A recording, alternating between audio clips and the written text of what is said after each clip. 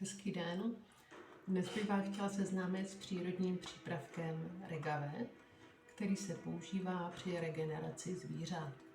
Kdo z vás zná pentagram přípravku Energy, tak ví, že tento preparát působí na orgány a tkáně elementů dřeva. Působí přes ovlivnění jater, žlučníku a mazivové tkáně. V podstatě je to přípravek, který používáme na úvod při regeneraci zvířat, obzvláště u masožravců. Upravuje energetický metabolismus a metabolismus bílkovin.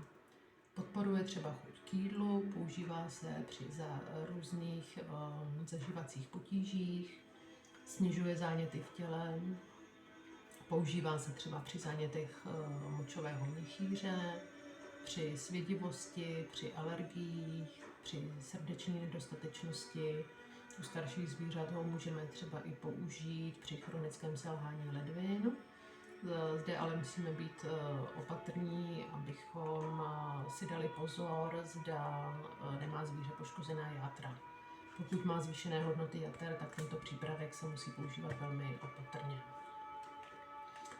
Dále třeba přípravek mírní vázlivost, úzkosti, používá se při chronickém zánětu kloubů, při artróze.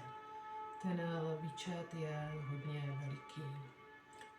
Pokud byste chtěli ten přípravek použít, tak je nejlepší, když se poradíte buď třeba s námi na našich stránkách www.regeneracezvířat.cz nebo u jakéhokoliv odborného poradce Energy.